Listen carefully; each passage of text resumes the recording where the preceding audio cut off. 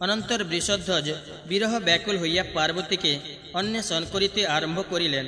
ক্ষণকাল অন্বেষণ করত সেই পর্বত শ্রেষ্ঠে তাহাকে পাইলেন না।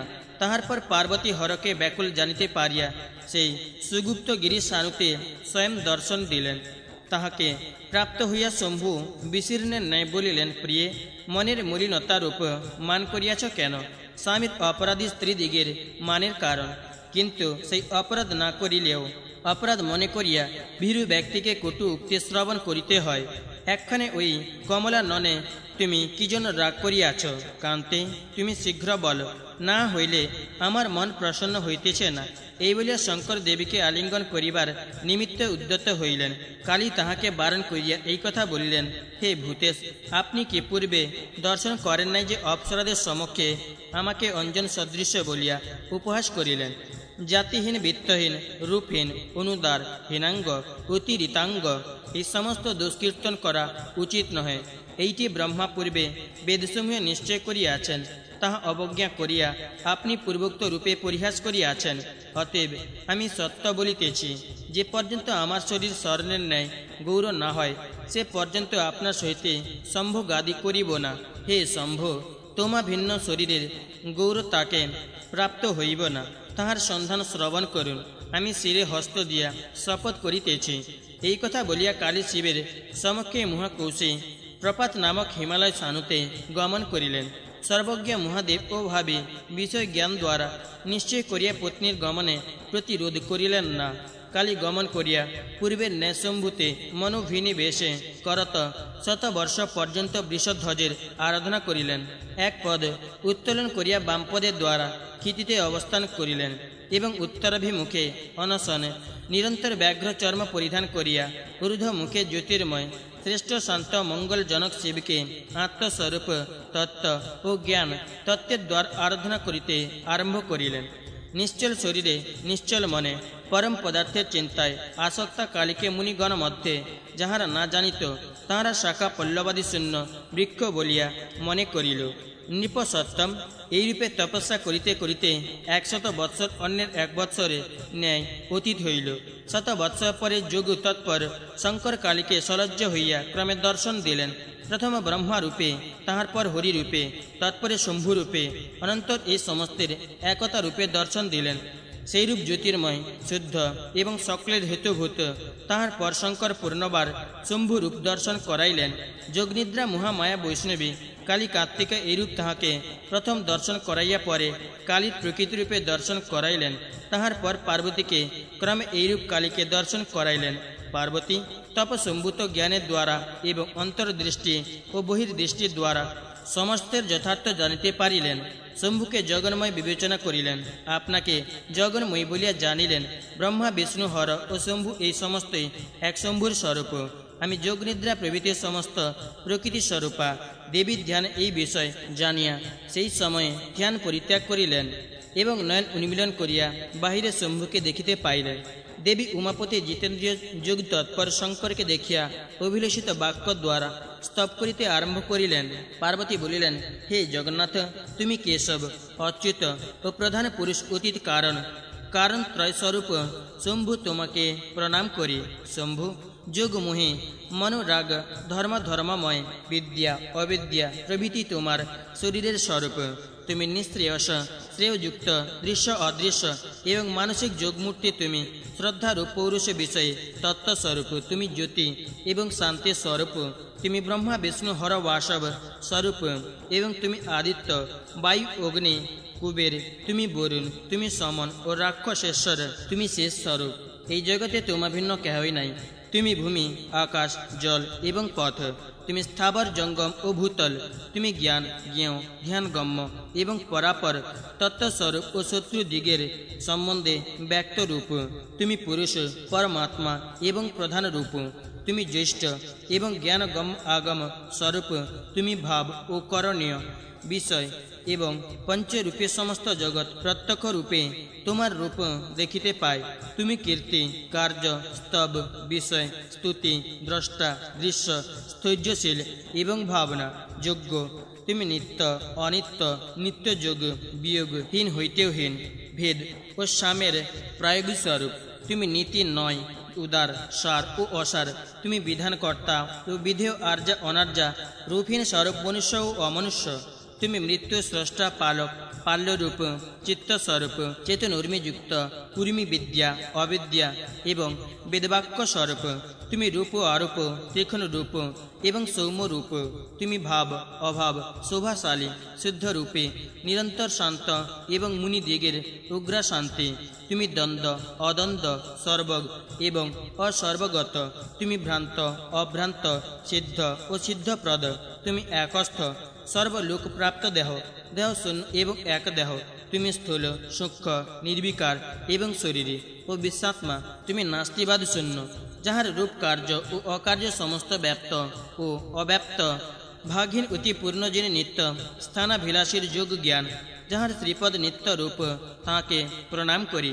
যিনি প্রধান পুরুষের বিধাতা, যিনি কাল রূপী এবং প্রধান পুরুষ, সেই উগ্র প্রভাবশালী বরপ্রদ এবং শ্রেষ্ঠ, চিত্ত নিত্যের বিতান স্বরূপ ঈশ্বরকে প্রণাম করি।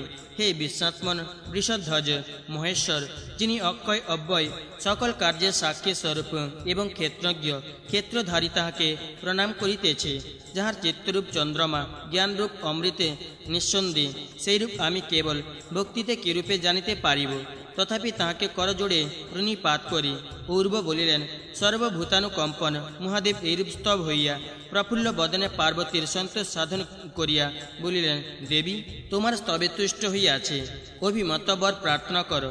তোমার তপ প্রভাবে আমি ব্রহ্মা হরি সকলে অ্যাপ্যায়িত হইয়াছি। তপস্যাশীল এবং সচ্চরিত্র তোমার সমান কেহ এ নাই। প্রিয়ে, তোমা ভিন্ন কিছুতে তৃপ্তি বোধ হইতেছে না। তোমার যাহা ইচ্ছা কর। তাহার পর হিমালয় সুতা মায়াতে মোহিত হইয়া বলিলেন, সম্প্রতি আমার শরীর সুবর্ণ সদৃশ্য গৌরী হোক, এবং হে শম্ভ, আপনিও আমা ভিন্ন অন্য কান্তাতে অভিলাষী হইতে পারিবেন না। পার্বতীর এই কথা বলিলে মহাদেব পার্বতীকে আকাশ গঙ্গার তৈ সমূহে স্নান করাইলেন। তাহার পর সেই সলিল হইতে উত্তীর্ণা গিরিজা বিদ্যুতের ন্যায় গৌরবর্ণা হইলেন। শুভ্র হইলে অবস্থিতির সময়ে দেবী শরৎকালীন মেঘে তড়িৎ ম্লানার ন্যায় শোভা পাইয়াছিলেন। তৎপরে শম্ভু অঙ্গীকার করিলেন, প্রিয়ে, তোমাকে সত্য বলিতেছি, আমি তোমা ভিন্ন অন্য স্ত্রীকে মনের দ্বারা ও গ্রহণ করিব না। পূর্ব বলিলেন, অনন্তর পার্বতী তৈ হইতে উত্তীর্ণ হইয়া অত্যন্ত আনন্দিত হইলেন এবং শরৎকালীন চন্দ্রে চন্দ্রিকার ন্যায় তাহার তপ ক্লেশ পরিত্যক্ত হইল। অনন্তর বৃষধ্বজ দেবী পার্বতীকে গ্রহণ করিয়া স্বকীয় আশ্রম কৈলাসে পর্বতে শীঘ্র গমন করিলেন। কৈলাসে গমন করিয়া হর দেবীকে বিবিধ বসন ভূষণাদি দ্বারা ভূষিত করিয়া পূর্বের ন্যায় হাস্যজনক বিবিধ বাক্য দ্বারা আনন্দ উৎপাদন করিতে লাগিলেন। সুবর্ণের ন্যায় গৌরাঙ্গী গিরিজা ও স্বকীয় মনোহর রূপ দর্শন করত এবং সময় অনুসারে শম্ভুকে প্রাপ্ত হইয়া অত্যন্ত আনন্দিতা হইলেন। এইরূপ শিব ও গৌরী পরস্পরে ক্রীড়াতে আসক্ত হইলে কিয়ৎকালে কৈলাস পর্বতে উচিত হইল। অনন্তর একদিন হিমালয় সুতা মহাদেব সমীপে উপবেশন করিয়া দেখিলেন, চিয় ছায়া তাহার বক্ষস্থলে পতিত হইয়াছে। গিরিজা স্ফটিকের ন্যায় শুভ্র মনোহর যোগীগণের জ্ঞানের আদর্শস্থল শম্ভুর বক্ষস্থল পতিতে বামভাগে প্রতিবিম্বিতা মনোহরাঙ্গে ছায়াকে হাস্যযুক্ত মনোহর বদনা বনিতার স্বরূপ দর্শন করিলেন।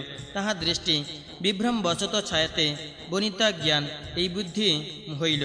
গিরি সত্য করিয়া পূর্ণবার মায়ের দ্বারা শরীরে স্থাপিতা কুটিলা এবং চঞ্চলা অন্য স্ত্রী গ্রহণ করিলেন। এইরূপ ভাবিয়া তাহার বদন মলিন হইল এবং ভ্রু কুঞ্চিত হইল। মহাদেব ও সেই সত্যভঙ্গ পাতকে যেন শ্যাম রূপ হইলেন। পার্বতী বিষ্ণু মায়ায় বিমোহিতা হইয়া ছায়াকে দর্শন করত প্রচ্ছন্নভাবে গিরিকুঞ্জে প্রবেশ করিলেন। তৎপরে শঙ্কর বিরহাকুলচিত্তে তাহাকে অন্বেষণ করিতে আরম্ভ করিলেন। কিয়ৎকাল পরে সেবে গিরিকুঞ্জে প্রচ্ছন্নভাবে অবস্থিত দেবীকে প্রাপ্ত হইলেন। মহাদেবী মলিন বদনা প্রিয়াকে প্রাপ্ত হইয়া ক্রোধের কারণ যথার্থ রূপে জানিতে ইচ্ছা করিয়া বলিলেন, ওই কোপনে বরারোহে, তুমি আমার প্রতি কোপ করিয়াছ কেন? সেই কোপের কারণ জানিবার নিমিত্ত তোমার নিকট আসিয়াছি। আমি তোমার সমীপে বাক্য মন শরীরের দ্বারা কোন অপরাধ করি নাই, তবে ভামিনী কোপ করিয়াছ কেন? দেবী বলিলেন, পর্বে তপস্যা দ্বারা প্রতিজ্ঞা অনুসারে আপনি প্রার্থিত হইয়াছিলেন, কিন্তু কি জন্য আমাকে পরিত্যাগ করিয়া অন্য ভার্যা গ্রহণ করিয়াছিলে?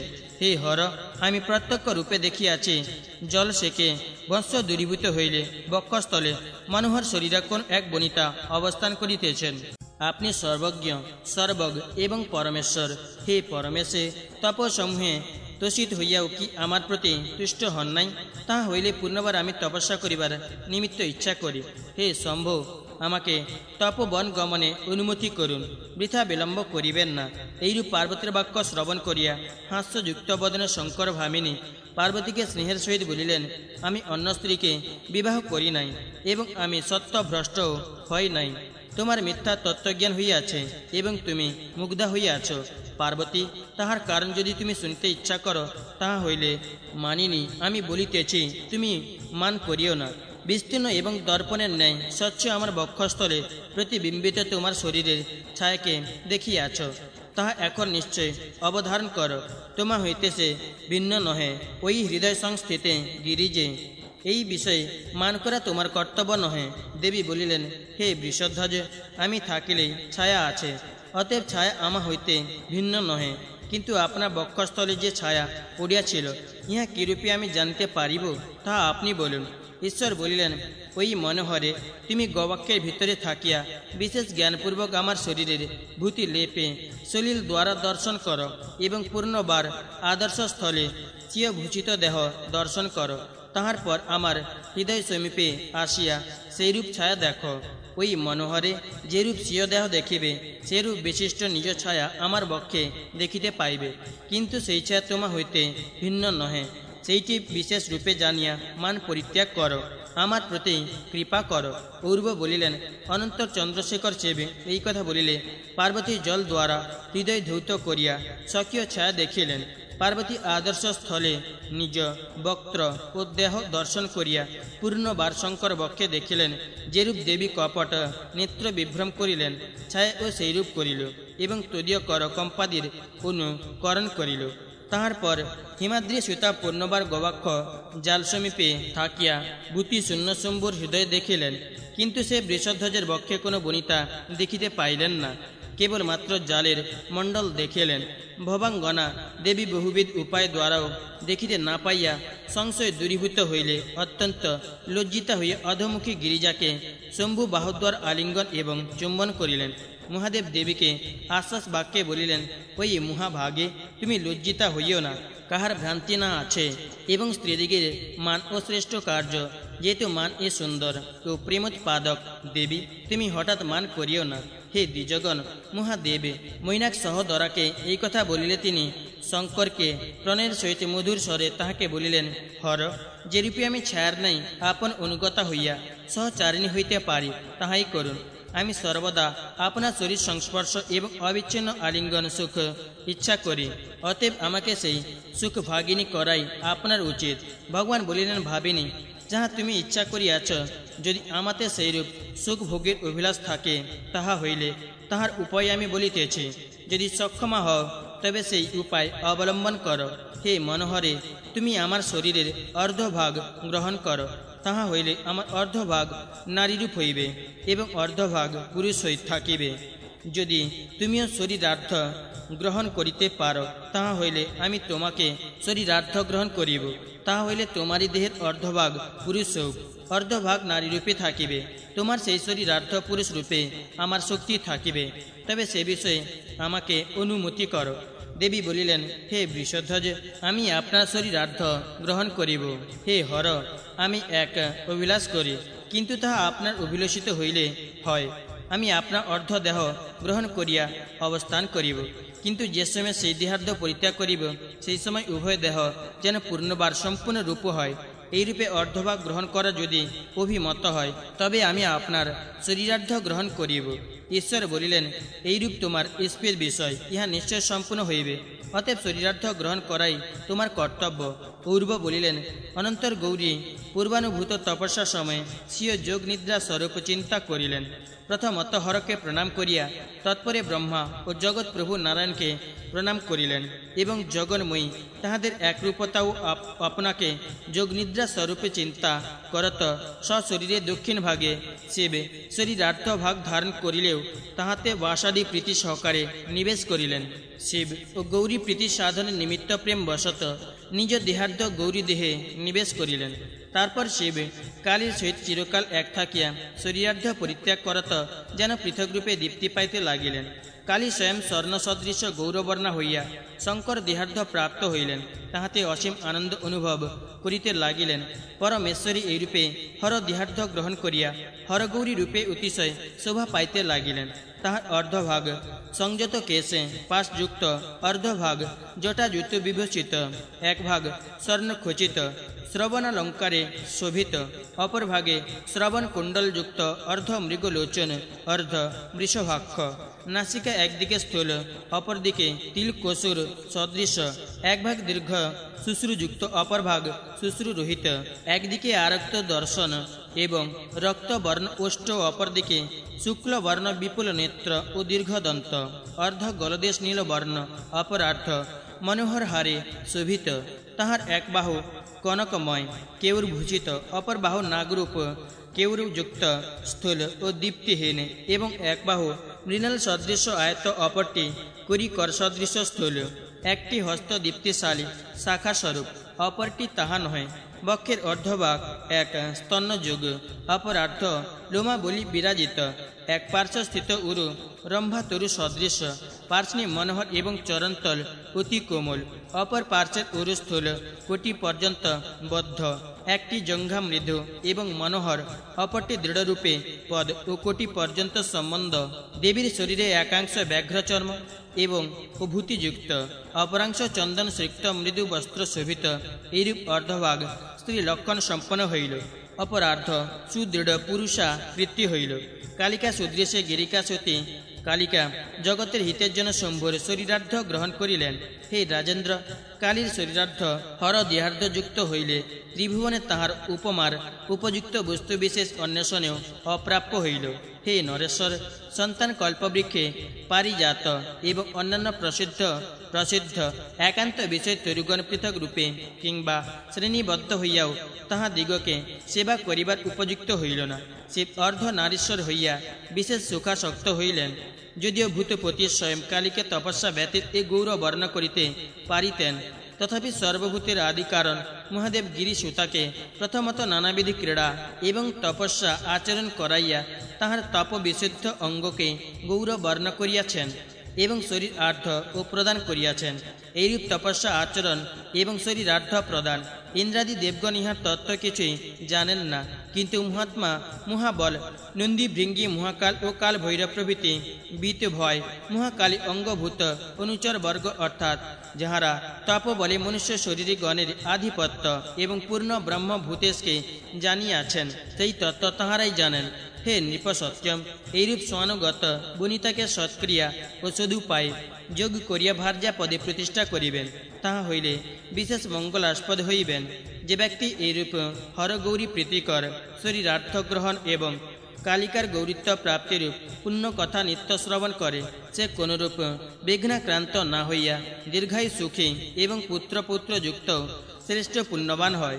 যে ব্যক্তি এইরূপ হরগৌরীর অদ্ভুত চরিত লোকদিগকে শ্রবণ করায়, তাহার শিব লোক প্রাপ্তি হয় এবং সে শিব বল্লভ হয়। পঞ্চচত্বরিংশ অধ্যায় সমাপ্ত। ষটচত্বরিংশ অধ্যায় প্রারম্ভ। বেতাল ভৈরবের উপাখ্যান। সগর বলিলেন, হে দ্বিজশ্রেষ্ঠ, বেতাল কাহার নাম, ভৈরবী বা কাহার নাম, এবং কিরূপেই বা তাহারা মনুষ্য শরীরে গণাধিপতি হইলেন, তাহা আমাকে বিশেষ রূপে বলুন। নন্দীকে শিবের সহচর বলিয়া জানি এবং যে রূপে তিনি গণাধিপতি হইয়াছেন তাহা নারদ মুখে শ্রুত হইয়াছে। হে দ্বিজ সত্তম, এ বিষয়ে যথার্থ রূপে শুনিতে ইচ্ছা করি। ইহারা কাহার পুত্ররূপে জন্মগ্রহণ করিয়া গণাধ্যক্ষ হইলেন। মহাভৈরবাক্ষ গণাধিপে শুনিয়াছি মৃগরূপ মহাদেবের শরীরের অংশস্বরূপ, কিন্তু হে দ্বিজোত্তম, সেই ভৈরব ও ভৈরব কি না তাহা ই যথার্থ রূপে জানিতে ইচ্ছা করি। কাহার তনয় হইয়া গণাধিপ হইলেন এবং কি জন্যই বা তাহাদের উভয়ের মুখ বানরাকৃত্য হইল, তাহাই বলুন। উর্বী বলিলেন, হে রাজন, মহাত্মা মহাকাল ভৃঙ্গি ভৈরব ও বেতালের অদ্ভুত চরিত বলিতেছি, শ্রবণ করুন। ভৃঙ্গি হরাত্মজ এবং মহাকাল হরসুত, ইহারা উভয় গৌরী সাপে নর অনিজ হইয়াছেন।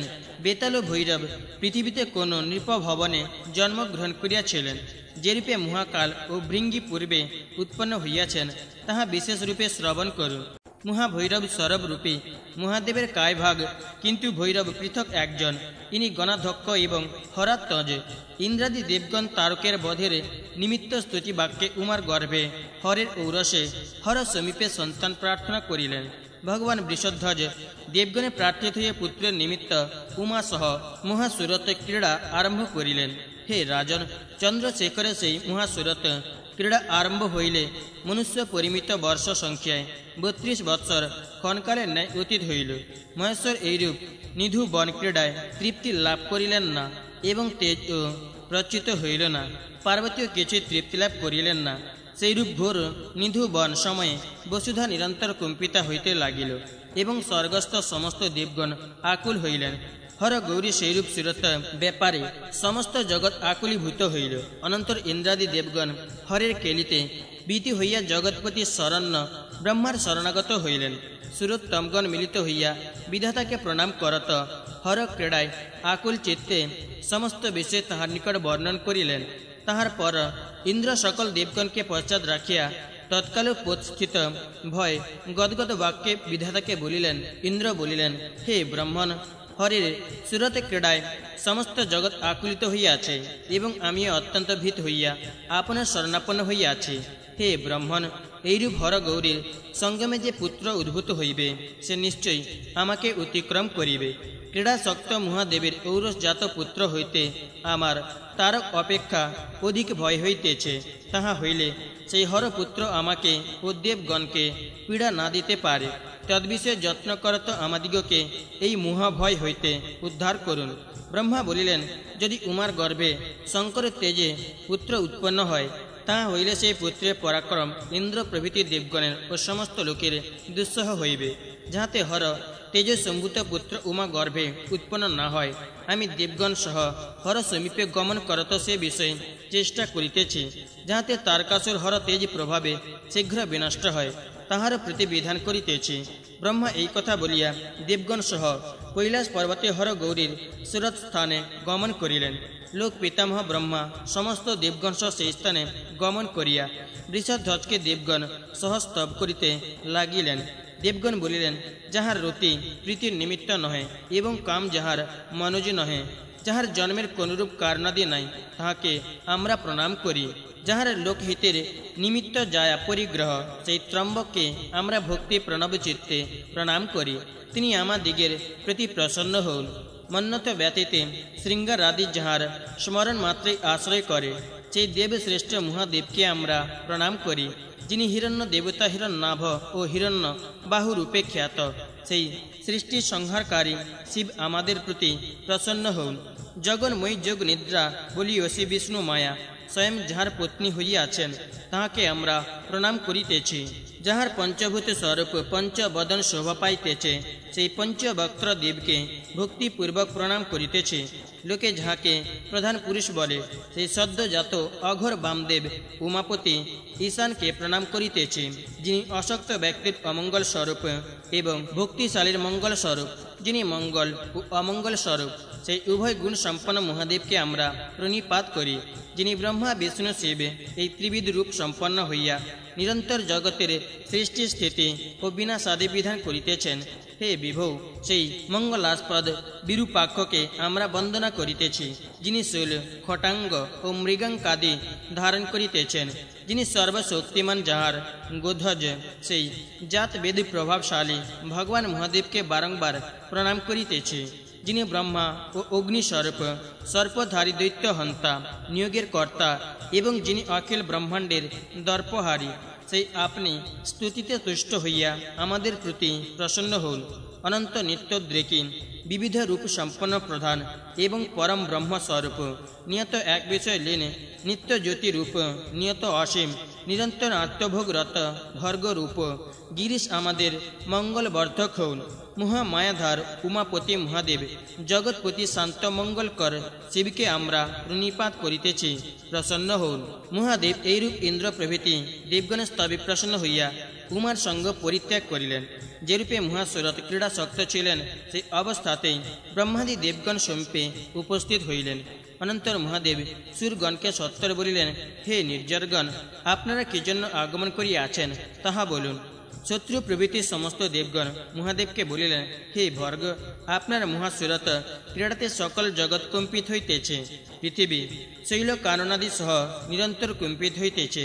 সমস্ত নদ নদী ও সাগর আদি ক্ষুব্ধ প্রায়। দেবগণ ও দিকপালগণ নিরন্তর অশান্তি অবস্থায় অবস্থান করিতেছেন। অতএব হে সর্বলোকেশ, সকলের প্রতি কৃপা করুন। মহামৈথুন ত্যাগ করত কেবলমাত্র রতি অবলম্বন করুন। শঙ্কর পরমাত্মা ব্রহ্মার বাক্য শ্রবণ করিত হৃষ্ট না হইয়া দেবগণকে বলিলেন, হে দেবগণ, আমার এই প্রবৃত্তি আপনাদের হিতের জন্য মহামৈথুন ত্যাগ করত রতিমাত্র অবলম্বন করিলে উমা গর্ভে পুত্র উৎপন্ন হইবে না। তাই আমার এই উদ্যম। উমার গর্ভে সেই জন্যই আমার তেজে যে পুত্র উৎপন্ন হইবে, সেই পুত্র রিপুকুল বিনাশ করত দেবতা দিগকে উদ্ধার করিবে। অতএব আমার এই ক্রীড়াতে ভীতি ভয় হইয়া সুরোত্তমগণ স্বস্থানে প্রস্থান করুন। আমি কর্তব্য কার্য চিন্তা করি। দেবগণ বলিলেন, হে জগন্নাথ, উমা শরীর রজ্জে পুত্র যাতে না হয় সেই অনুষ্ঠান করত মৈথুন পরিত্যাগ করুন। ঈশ্বর বলিলেন, কেবল রতি মাত্রে উমাতে আমার পুত্র হইবে না। অতএব মহামৈথুন পরিত্যাগ করিলে পার্বতী অপুত্রা হইবেন। তাহা হইলেও দেবতাদেরও ব্রহ্মার বাক্য অনুসারে আমি মহামৈথুন পরিত্যাগ করিতেছি। হে নির্জরগণ, আপনারা এক কার্য করুন। মহামৈথুন জন্য আমার প্রসিত তেজে যিনি নিষ্কম্প ও নির্বিকার হইয়া ধারণ করিতে পারিবেন, সেই তেজস্বী দেবতাকে আপনারা আনয়ন করুন। হে ত্রিদশগণ, এইরূপ ব্যক্তি দেখাইয়া দিন। আমি শরীরজ তেজ পরিত্যাগ করি। পূর্ব বলিলেন। অনন্তর বৃষধ্বজের বাক্য শ্রবণ করিয়া ব্রহ্মা প্রভৃতি দেবগণ বুদ্ধিপূর্বক বীতিহোত্র সমীপে গমন করিলেন। অনন্তর ব্রহ্মা সহ মন্ত্রণা করত পাবককে তেজধারণে স্বীকৃত করাইয়া ইন্দ্রাদি দেবগণ হরকে এই বাক্য বলিলেন, এই তেজময় বলি বৈশ্বানর আপনার মহামৈথুন সম্ভূত তেজ স্বয়ং গ্রহণ করিবেন। এই কথা বলিয়া ত্রিদশগণ অগ্রস্থিত বীতিহোত্রকে সর্বকারণ শম্ভু সমীপে নির্দেশ করিলেন। তাহার পর মহাবাহু ভর্গ মৈথুন সম্ভূত স্বকীয় তেজে দর্শনশীল বন্যী মধ্যে পরিত্যাগ করিলেন। শশী শেখরের অগ্নিতে পরিত্যক্ত তেজের পরমাণুদ্বয় পরিমিত অল্প তেজ গিরিশান্তে পতিত হইল। সেই পতিত অনুদ্বয় মাত্র তেজ হইতে শঙ্করের দুইটি পুত্র উৎপন্ন হইল। সেই পুত্রদের মধ্যে একটি ভৃঙ্গ সদৃশ কৃষ্ণ বর্ণ বলিয়া ব্রহ্মা তাহার নাম ভৃঙ্গি রাখিলেন। অপরটি মূর্দিত অঞ্জন সদৃশ অত্যন্ত কৃষ্ণ, এই জন্য পিতামহ তাহার নাম মহাকাল রাখিলেন। শঙ্কর তাহাদের উভয়কে প্রমথাদি গণসমূহ দ্বারা প্রতিপালন করাইলেন এবং অপর্ণা তাহাদিগকে বিশেষ যত্ন করত বর্ধিত করিলেন। তাহার হর ও উমার প্রতিপালনে প্রবৃদ্ধ হইল এবং হর তাহাদিগকে গণাধিপতি করিয়া দ্বারে নিয়োগ করিলেন। সগর বলিলেন, হে দ্বিজোত্তম, যে তেজ অগ্নিতে নিক্ষিপ্ত হইয়াছিল তাহা কিরূপ হইল, সেই বিষয়ে জানিতে আমার অভিলাষ। অতএব সংক্ষেপে রূপে তাহা বলুন। পূর্ব বলিলেন, বৃষধ্বজ অগ্নিতে তেজসমূহ তৎকালে পরিত্যাগ করত আকাশ গঙ্গাকে উদ্দেশ্য করিয়া দেবতা দিগকে বলিলেন, হে সুরোত্তমগণ, দেবী যোগনিদ্রা ভিন্ন এবং শৈল তনয়া ভিন্ন অন্য স্ত্রী এই তেজ গ্রহণ করিতে পারিবে না। হে দেবগণ, আমি এই কথা বলিতেছি যে এই তেজ যে গ্রহণ করিবে তাহার পুত্র উৎপাদন হইবে। এই আকাশ গঙ্গা শৈল রাজের অপর শ্রোতা উমার জ্যেষ্ঠা ভগিনী ইহার গর্ভে হুতাসুর নিজ প্রভাবে এই তেজ দ্বারা পুত্র উৎপাদন করিবে। সেই পুত্র অনুপম দ্যুতিশালী দেবতা এবং অরিন্দম হইয়া সেনাপতি হইবে। সেই শিখি ধ্বজে তারককে আপনাদের সমক্ষে পরাজয় করিবে। তাহাকে অপ্রতিহত মহাবীর্যের দ্বারা আমি বর্ধিত করিব। এই কথা বলিয়া মহাদেব সকল দেবগণকে পরিত্যাগ করত পার্বতী সমীপে নিজের শুদ্ধতার নিমিত্ত গমন করিলেন। সতী পার্বতী দেবগণের সেই অপ্রিয় বাক্য শ্রবণ করিয়া পুত্রের আশা পরিত্যাগ করত দেবগণ সমূহের প্রতি কোপ করিলেন। কোপে দগ্ধপ্রায় হইয়াই যেন তাহার অধরোষ্ঠ কম্পিত হইতে লাগিল। তিনি পরিত্যক্ত মৈথুন হরকে দেখিয়া সুরগণকে এই কথা বলিলেন, যেহেতু আপনার আমার স্রোত কার্য হইতে শম্ভুকে বিযুক্ত করিলেন এবং আমি অজিত পুত্রা হইয়া 12 স্ত্রীর ন্যায় নিতান্ত পীড়িতা হইলাম, অতএব সুরগণ অদ্য পর্যন্ত নিজ স্ত্রী সহ মহামৈথুন ভ্রষ্ট হন। ইহাদের ও আর আনন্দদায়ক পুত্র জন্মগ্রহণ করিবে না, বরাঙ্গনা দেব স্ত্রী সকল পুত্রহীন হোক। যেরূপে আমি পুত্রের আশায় বঞ্চিত হইয়া পরিতাপ করিতেছি, সেইরূপ দেবযুগগণ ও পুত্রাশায় বঞ্চিত হইয়া পরিতাপ করিবে। গিরিচ্যুতা এইরূপ ক্রোধে হুতাসুনের ন্যায় হইয়া দেবগণকে শাপ দিলেন। সেই পর্যন্ত ত্রিদশ ভবনে অদ্যাবধি দেবগণের পুত্র উৎপন্ন হইতেছে না। অগ্নি কালক্রমে গঙ্গার উদরে হর সম্বন্ধনীয় সুবর্ণ সন্নিভ রেত সংক্রান্ত করিলেন। দেবী গঙ্গা সেই রেত দ্বারা সম্পূর্ণ কালে সর্বলক্ষণ সম্পন্ন মনোহর পুত্রদ্বয় প্রসব করিলেন। সেই পুত্রদ্বয়ের মধ্যে একটির নাম স্কন্ধ, অপরটির নাম বিশাখ। তাহারা ঋত সম্ভূত কান্তি বর্ধিত হইয়া মনোহর রূপশালী হইলেন এবং উভয় শক্তিধর হইলেন। তৎপরে বিশাখ ও স্কন্দের উভয় দেহ এক ভাগে পরিণত হইল। যেমন জগতে অন্য শিশু হয়, সেই শিশু জন্মগ্রহণ করিয়াছে দেখিয়া গঙ্গা বিষ্ণুর চিত্তে হঠাৎ সরবন মধ্যে নিক্ষেপ করিলেন। গর্ভ পরিত্যাগ করিয়া গঙ্গাদেবী গর্ভের বৃত্তান্ত ও জাতপুত্র পরিত্যাগ সমস্তই বহুলার নিকট বলিলেন। বহুলা শ্রবণ করত মহাদেবের পুত্র জানিতে পাইয়া অবিলম্বে সেই পুত্র গ্রহণ করত প্রতিপালন করিলেন। তৎপরে উমা ও শঙ্করকে জ্ঞাত করাইয়া তাহাদের অনুমতিক্রমে সেই অরি মর্দন পুত্রকে দেবীর করে সমর্পণ করিলেন। অতি প্রবৃদ্ধ মহাবল পরাক্রম শক্তিধর শঙ্কর প্রভাবে বর্ধিত হইয়া দেবসেনাপতি পদে অভিষিক্ত হইলেন। তাহার পর মহাবল শক্তি হস্ত হরতনয় সুরারি তারকাসুরকে স্বগণের সহিতে অবসাদিত করিলেন। হে নিপত্যম, এইরূপে ভর্গের তেজ অগ্নিতে পরিত্যক্ত হইয়া যেরূপ হইয়াছিল তাহা বলিলাম। সম্প্রতি মহাকাল ও ভৃঙ্গির প্রকৃত বৃত্তান্ত আপনাদের শ্রবণ করা কর্তব্য। অতএব হে রাজেন্দ্র, তাহারা উভয় যেরূপে মানবজনী প্রাপ্ত হইলেন সেই বৃত্তান্ত শ্রবণ করুন। ষষ্ঠ চত্বারিংশ অধ্যায় সমাপ্ত। সপ্তচত্বারিংশোধ্যায় প্রারম্ভ। ভৃঙ্গি ও মহাকালের সাপ বিবরণ। পূর্ব বলিলেন, জগতের জন্য হরকে দেবকুল স্তুতি বাক্যে প্রসাদিত করিলে মহাদেব উমাসহ মহামৈথুন পরিত্যাগ করিলেন, কিন্তু কেবল রতিমাত্র অবলম্বন করিয়া অভিলাষ পূর্ণ করিতে লাগিলেন এবং সেইরূপেই দেবীর ও মনোরথ পূরণ করিতে লাগিলেন। অনন্তর এক সময় মহাদেব উমার সহিতে রতি মন্দিরে আমোদযুক্ত হইয়া চাটু বাক্যে সংলাপ করিতেছেন। যে সময় পার্বতী হর সমীপে গমন করেন, সেই সময় ভৃঙ্গি ও মহাকাল দ্বাররক্ষক হইয়া দ্বারে প্রতিষ্ঠিত ছিল। কৌতুকাবসান হইলে দেবী বন্ধন মুক্ত কেশ পাশে গাত্র হইতে স্থলিত বস্ত্র হস্ত দ্বারা অবলম্বন করত।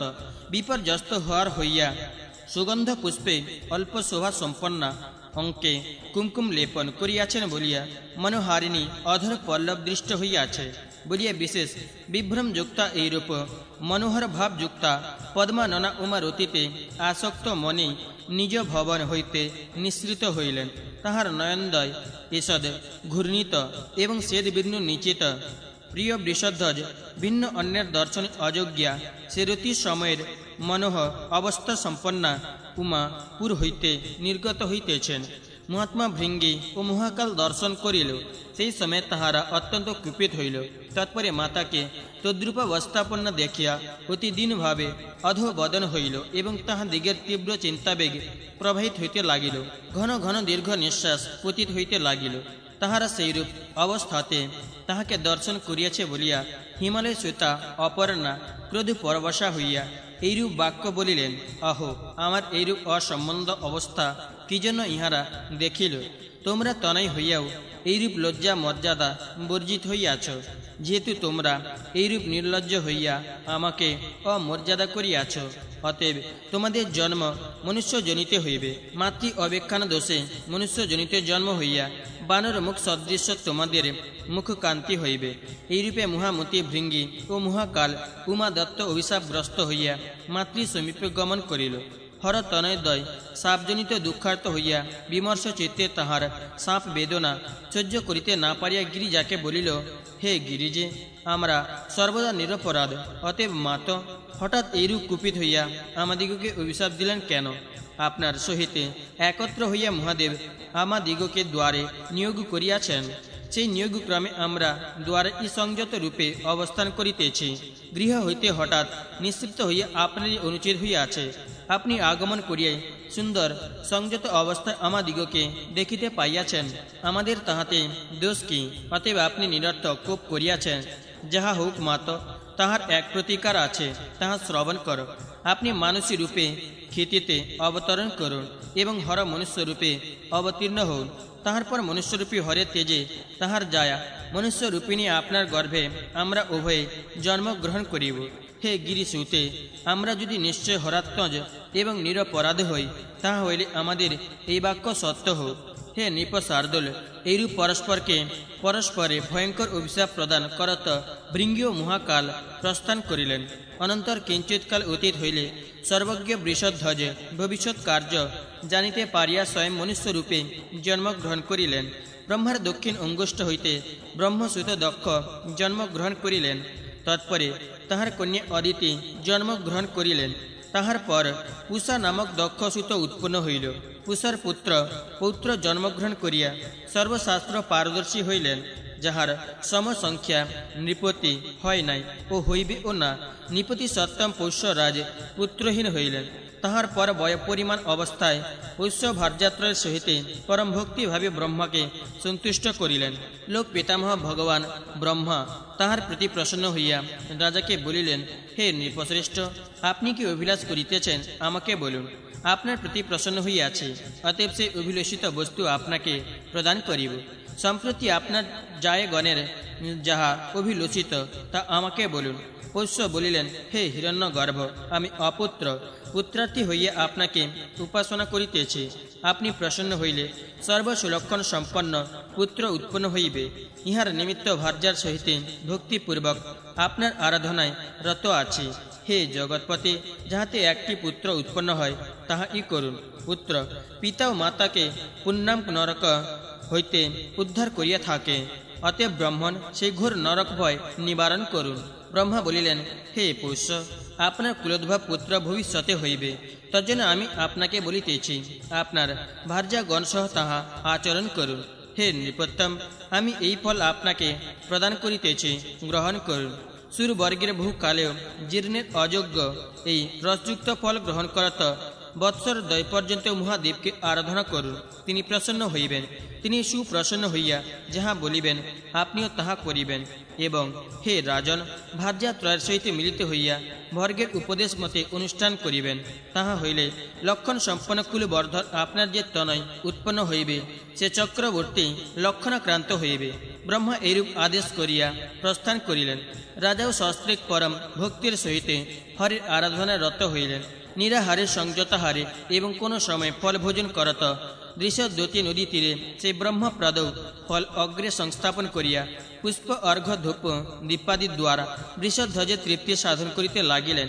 এইরূপে বর্ষদ্বয় অতীত হইলে জগৎপতি মহাদেব পৌষ্য রাজের অভিলাষ পূরণের নিমিত্ত তাহার প্রতি সম্পূর্ণরূপে প্রসন্ন হইয়া সহর্ষ চিত্তে নৃপতিকে বলিলেন, আমাকে কি জন্য উপাসনা করিতেছ বল, আমি তোমাকে তাহা প্রদান করিব।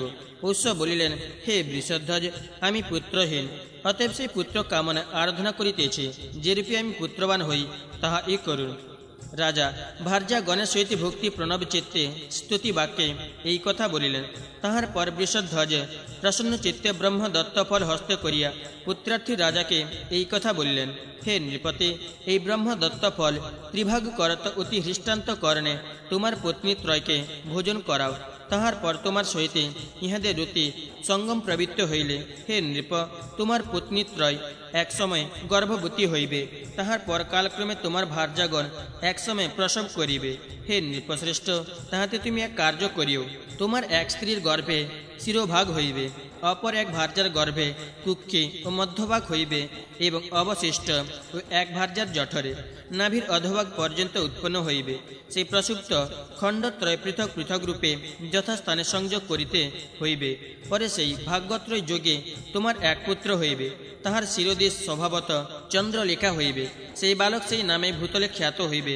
এই কথা বলিয়া মহাদেব স্বয়ং নিজের নিবাসযোগ্য তাহাদের গর্ভ সংস্কার করিবার নিমিত্ত তাহা সশিরস্থ জাহ্নবী জলে নিহিত করিলেন।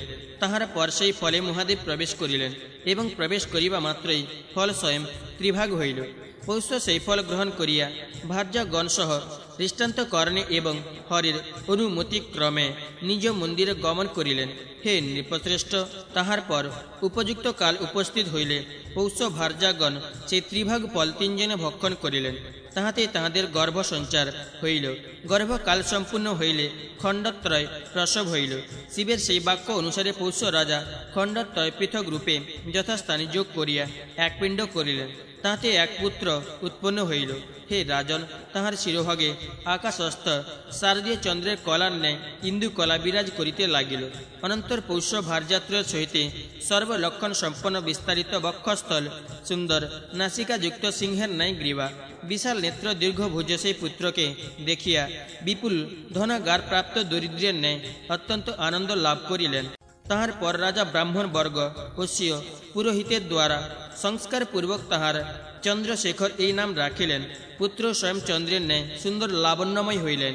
সেই মহাভাগ বালরূপ সম্পন্ন হইয়া তেজস্বী ভাবে যেরূপ শারদীয় নিশাকর কলাসমূহ দ্বারা নিরন্তর বৃদ্ধি পায়, সেইরূপ বৃদ্ধি পাইতে লাগিলেন। এইরূপে মাতৃত্রয়ের গর্ভে তাহার জন্ম হইয়াছে বলিয়া জগতে এবং বেদে হরির ত্রম্বক নাম খ্যাত হইল। রাজপুত্র কুমার অবস্থা প্রাপ্ত হইয়া সর্বশাস্ত্রার্থ পারদর্শী বিষ্ণুতুল্য তত্ত্বজ্ঞ হইলেন। তিনি বল, বীর্য, শাস্ত্র পারদর্শিতা ও সুশীলতাকেও বিষ্ণু সম হইলেন। হে নৃপশ্রেষ্ঠ, তাহার সমান সৎভাবাপন্ন ব্যক্তি জন্মে নাই এবং জন্মিবেও না। তৎপরে পৌষ্যরাজা বলশালী সমস্ত রাজগুণ সম্পন্ন ষোড়শবংশীয় পুত্রকে রাজপদে অভিষিক্ত করিলেন। পরম ধার্মিক সেই রাজা বৃদ্ধ কালোচিত কার্যানুষ্ঠানের নিমিত্ত ভার্যাগণ সহ বনে গমন করিলেন। পিতার বনগমনের পর চন্দ্রশেখর অমাত্য গণের সহিতে সমস্ত রাজ্যস্বীয় আয়ত্তাধীন করিলেন। সার্বভৌম নৃপতি রূপে রাজবর্গের পূজিত হইলেন এবং অমরগণ সেবিত দেবেন্দ্রের ন্যায় শোভা সম্পন্ন হইয়া বিহার করিতে লাগিলেন। পুণ্যশীল ত্রম্বক এইরূপে পৌষ্যসূত্ত হইয়া ব্রহ্মাবর্তের মধ্যে দৃশ্যদ্যোতি নদী তীরে করবীর নামক পুরে রাজপদে প্রতিষ্ঠিত হইয়া পরম আনন্দিত হইলেন। হে নৃপশ্রেষ্ঠ, অনন্তর একদা রাজার বনবাসগত মাতা পিতার দর্শনের নিমিত্ত অভিলাষ হইল। চন্দ্রশেখর একাকী এক রথারূঢ় হইয়া বাণ সংযোজিত সরাসন গ্রহণ করিলেন। বৃদ্ধ পিতামাতার দর্শনাভিলাষে বিষয় বাসনার অবসানে ব্যবস্থিত পুণ্যময় তপবনে গমন করিলেন। নৃপতি চন্দ্রশেখর পিতার সমীপে গমন করিয়া তপস্যারত নমুচি নামক মহামুনিকে দর্শন করিলেন। তাহার কলেবর কৃষ্ণা জেনের উত্তরীয় দ্বারা সংবেতে সূর্য সদৃশ প্রভাশীল ঊর্ধ্বগামী জটা ভারযুক্ত তিনি কৃষ্ণ উদ্যানে নিরত। তাহার শরীরে তপ প্রভাবে অত্যন্ত প্রদীপ্ত ও নিশ্চল। তিনি কুসুময় আসনে উপবিষ্ট। রাজা রথ হইতে সেই মুনিকে দর্শন করিলেন। আদরে সহিত বিনয়া বনত মস্তকে মুনিকে কিঞ্চিত স্তুতি বাক্য বলিতে লাগিলেন এবং তাহাকে প্রণাম করত এই কথা বলিলেন, হে ব্রাহ্মণ, আমি পৌষ্যের পুত্র, আমার নাম চন্দ্রশেখর, আমি ভক্তিপূর্বক আপনাকে প্রণাম করিতেছি। এই কথা বলিয়া নৃপতি বদ্ধাঞ্জলি হইয়া মুনির মুখ দর্শন করত ভক্তি নম্র মস্তকে তাহার অগ্রস্থিত হইয়া অবস্থান করিতে লাগিলেন। পরম পণ্ডিত পৌষ্যরাজ তপস্যার জন্য যে সময়ে তপবনে প্রবেশ করেন, সেই সময় ভার্যাগণ সহ মুনিকে পূজা করেন। তাহাকে অনেক সময় আরাধনা করিয়া পুত্রের নিমিত্ত তাহাকে প্রসন্ন করিয়াছিলেন। তিনি বলিলেন, হে মুনিশ্রেষ্ঠ, আপনি বিষয় ভোগান্তে তপস্যা করত এই স্থানে অবস্থান করিতেছেন। আমি একটি প্রার্থনা করি, যদি আমার প্রতি দয়া থাকে তাহা হইলে দান করুন। হে মুনে, আমার পুত্র চন্দ্রশেখর রাজা হইয়াছে। সে শিশু, স্বাভাবিক ইন্দু কলাযুক্ত এবং বালভাব বশত চঞ্চল। অতএব যদি সে আপনার সমক্ষে কোনোদিন অপরাধ করে তবে আপনি তাহা ক্ষমা করিবেন, এই আমার প্রার্থনা। পৌষ্যের বাক্য শ্রবণ করিয়া মুনি তাহা স্বীকার করিলেন। রাজ তনয়কে দেখিয়া মুনি পৌষ্য বাক্য স্মরণ করিলেন। স্মরণ করত দয়াশীল মুনি নম্রভাবে অগ্রস্থিত চন্দ্রশেখরকে এই কথা বলিলেন, হে চন্দ্রশেখর, তোমার বিনয়ে আমি অত্যন্ত সন্তুষ্ট হইয়াছি। বাঞ্ছিত বর প্রার্থনা করো, আমি দান করিব। রাজা চন্দ্রশেখর তাহার বাক্য শ্রবণ করিয়া পূর্ণবার প্রণাম করিয়া নমুচি মুনিকে এই কথা বলিতে লাগিলেন, হে দ্বিজসত্তম, শরীর মন ও বাক্য দ্বারা যাহা প্রার্থনা করিব সে সমস্তই আমার বিষয়ে আছে এবং সমস্তই আমার অনুকূল। আমার দুষ্প্রাপ্য মনোগত বিষয় বিদ্যমান দেখিতে পাই না। অতএব আপনি যাহা স্বয়ং দান করিবেন সেইটি আমার পক্ষে বরণীয়। নমুচ বলিলেন, হে নৃপশ্রেষ্ঠ, বর্তমান সময়ে তুমি 10 বর্ষীয় আর 1 বৎসর অতীত হইলে উৎকৃষ্টা স্ত্রীর প্রতি হইয়া অত্যন্ত সুখী হইবে। যেরূপ শম্ভুর গিরি সুতা গদাধরের লক্ষ্মী ইন্দ্রের শচী তোমার পত্নী সেই রূপ হইবে। এই কথা বলিয়া তপনিধি নমুচ রাজাকে বিদায় করিলেন। রাজাও হৃষ্টান্ত করণে গমন করিলেন। চন্দ্রশেখর পিতা মাতার নিকট গমন করিয়া যথাযোগ্য তাহাদিগকে পূজা করিলেন। তাহারা সন্তুষ্ট হইয়া আশ্বাস প্রদান করিলেন। অনন্তর রাজা চন্দ্রশেখর সিংহ করবীরপুরে গমন করিয়া সচিব গণের সহিত আনন্দিত হইয়া ইন্দ্রের ন্যায় বিরাজ করিতে লাগিলেন। সপ্তচত্বরিংশ অধ্যায় সমাপ্ত। অষ্টচত্বরিংশ অধ্যায় প্রারম্ভ। চন্দ্রশেখরের বিবাহ।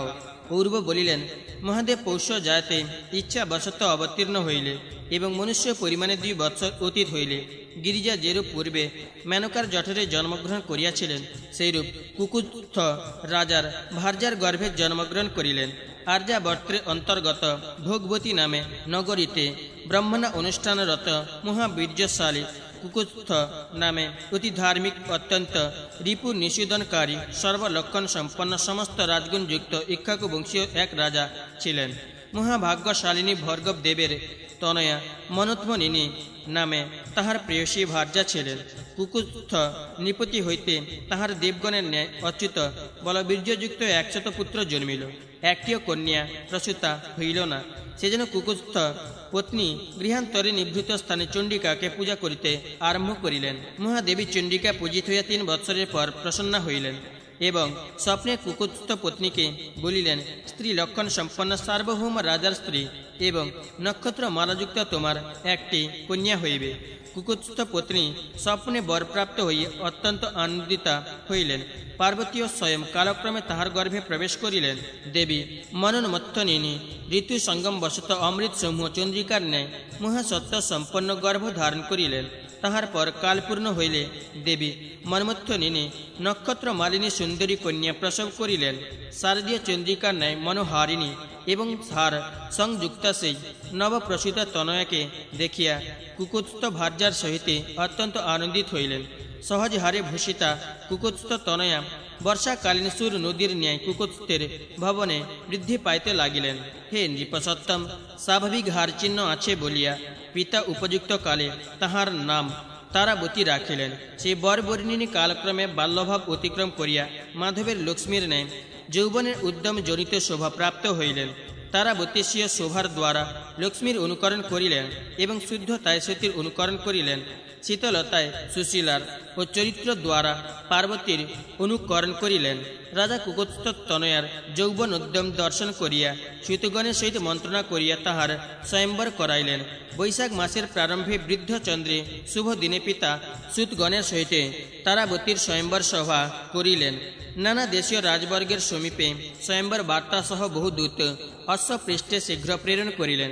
রাজবর্গ দূতমুখে স্বয়ম্বর বৃত্তান্ত শ্রুত হইয়া শীঘ্র তারাবতীর স্বয়ম্বর স্থলে সমবেত হইলেন। পৌষ তনয় চন্দ্রশেখর রাজা তাহা শ্রবণ করত চতুরঙ্গ বলের সহিত দেবালঙ্কারে ভূষিত হইয়া স্বয়ম্বর স্থলে গমন করিলেন। নৃপশ্রেষ্ঠগণ কুকুত্থ নির্মিত স্বয়ম্বর সভা বেদিকায় উপস্থিত হইয়া যথাযোগ্য স্থানে উপবেশন করিল। কুকুৎস নিজ তনয়াকে শুভ লগ্নে শুভ মুহূর্তে সভায় উপস্থিত করিতে ইচ্ছা করিলেন। ইহার মধ্যে বরবর্ণিনী রাজকুমারী সম্পূর্ণ জ্ঞানশালিনী স্বীয় বৃদ্ধা ধাত্রীকে স্বয়ম্বর সভা দর্শন করিবার নিমিত্ত প্রেরণ করিলেন। সেই সময়ে মঙ্গলযুক্তা রাজনন্দিনী ধাত্রীকে বলিলেন, ধাত্রী, তুমি স্বয়ম্বর সভাস্থলে গমন করিয়া মনোহর রূপ সম্পন্ন সর্বসুলক্ষণশালী রাজাকে বিশেষ রূপে নিরূপণ করিয়া আমার নিকটে আসিয়া বলো, হে মাত, তুমি আমার কল্যাণ ও সৌভাগ্য বিশেষ বাঞ্ছা করো। অতএব যাহাতে আমি সৌভাগ্যশালী স্বামী পাইতে পারি তদ্বিষয়ে বিশেষ যত্ন করো। ধাত্রীকে প্রেরণ করিয়া নৃপতনয়া মন্মথিনী যে স্থানে চণ্ডীর আরাধনা করিয়াছেন সেই স্থানে গমন করিলেন। মহাভাগ্যশালীন তারাবতী চণ্ডিকার মন্দিরে গমন করিয়া দেবী কালিকাকে প্রণাম করিলেন।